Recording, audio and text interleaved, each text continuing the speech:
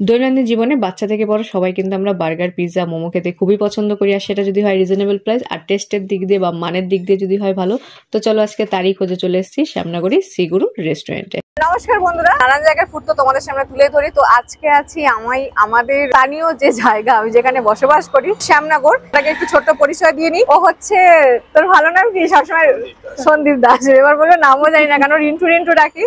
তো হচ্ছে আমার ছোটবেলাকার বন্ধু, মানে আমরা একসাথে কোচিংয়ে পড়েছি। তো ওর এটা হচ্ছে দোকান, এটা হচ্ছে শ্রীগুরু।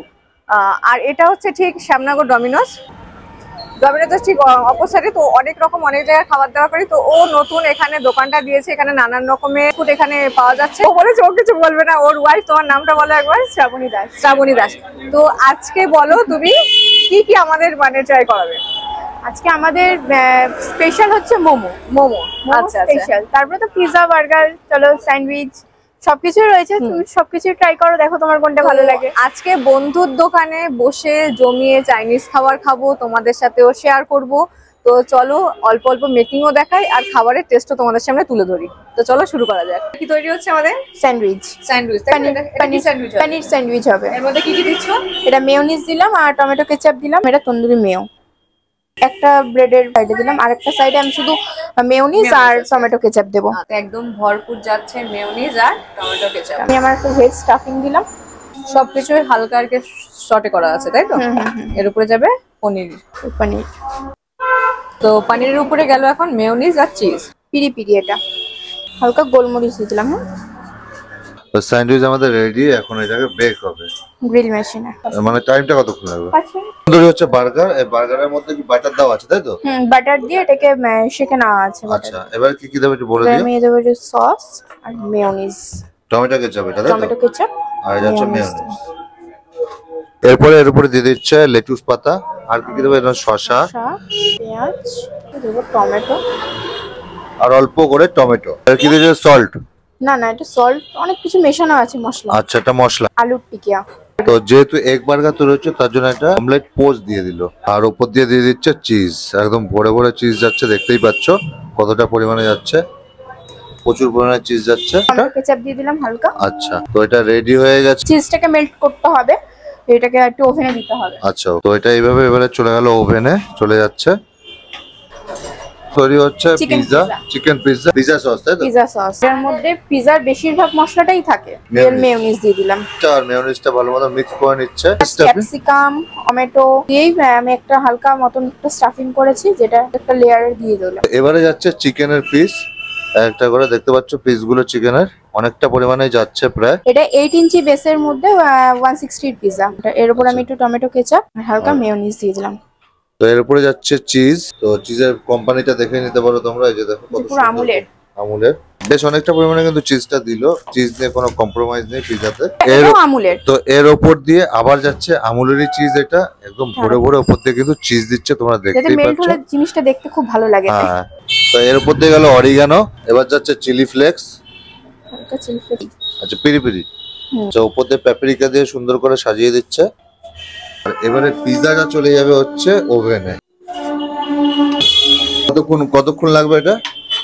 7 মিনিট। সব গরমা গরম খাবার কিন্তু আমার সামনে চলে এসেছে। দেখো আমি টেবিলটা একদম সাজিয়ে নিয়ে বসেছি। তো এক এক করে খাবো আর তোমাদের সাথে অবশ্যই শেয়ার করব টেস্ট কেমন কি ছিল। তার আগে বলে দিই, ওরা কিন্তু বিয়ে বাড়িতে ওই মোমোর অর্ডার নিয়ে থাকে, সেক্ষেত্রে স্ক্রিনে কন্ট্যাক্ট নাম্বার দেওয়া থাকবে, তোমরা কিন্তু অবশ্যই কন্ট্যাক্ট করে নিও। আর এবার এক এক করে বলি। তো কথা অনেক আগে হচ্ছে, এখানে ছিল মোমো, ছিল পিৎজা, ছিল বার্গার, আর এখানে ছিল মোমোর স্যুপ, তার সাথে ছিল গ্রিন চাটনি, আর ছিল স্যান্ডউইচ। প্রথমে একটু স্যুপটা মুখে নিয়ে নিলাম, বেশ গাঢ়, দেখেই ভালো লাগলো, গরম গরম ধোয়া উঠছিল।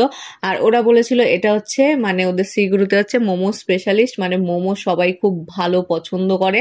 তো সত্যি মোমোর পুরটাও দেখো, যথেষ্ট পরিমাণে কিন্তু মোমোর ভিতরে চিকেনের পুরটা দেওয়া আছে, আর এটা খেতেও সত্যি কথা অসাধারণ ছিল। এরপরে ট্রাই করেছিলাম গন্ধরাজ মোমো, যেটা সত্যি একদম গন্ধরাজ যে ফিলটা সেটা হচ্ছে মুখে দিলেই একদম বোঝা যাচ্ছিল। এটাও কিন্তু খেতে বেশ সত্যি ভালো লাগছিল। তো মোমো 2 রকম মোমো ট্রাই করার পর আমি এই যে স্যুপটা দেখিয়ে দিচ্ছি। দেখো এর মধ্যে চিকেনের পিসগুলো যথেষ্ট বড় ছিল, আর এর মধ্যে ছিল কর্ন আর ভেজিটেবলসও ছিল, যেটা খেতে কিন্তু একদম গাঢ় ছিল, খুব ভালো ছিল। এবার হচ্ছে ফ্রাইড মোমো সচরাচর অনেক জায়গায় খেয়েছি আমি, যেখানে ওপরের ব্যাপারটা অনেকটা হার্ড থাকে, কিন্তু এটা কিন্তু একদম সফট। আর এটার টেস্টটা মানে মোমোর ভিতরের পুরগুলো একই, কিন্তু ওপরের যে ব্যাপারটা সেটা কিন্তু 3 রকমের ফ্লেভারের ছিল। নেক্সট গেলাম প্যান ফ্রাই মোমো। এটা খেয়ে একদম আমি মোমো ফ্যান হয়ে গেছি, মানে এতটাই টেস্টি ছিল, মানে কথায় ভাষায় প্রকাশ করা যাবে না। তার সাথে পেঁয়াজ পাতা, ক্যাপসিকাম আরো অনেক কিছু দিয়ে সটে করা ছিল, যেটা কিন্তু খেতে সত্যি অসাধারণ ছিল।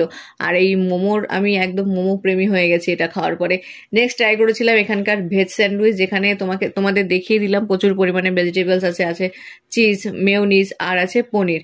আর এটা সামান্য একটু ঠান্ডা হয়ে গেছিল, এটা অনেক আগে করেছিল, কিন্তু খেতে কিন্তু সত্যি খুব টেস্টি ছিল।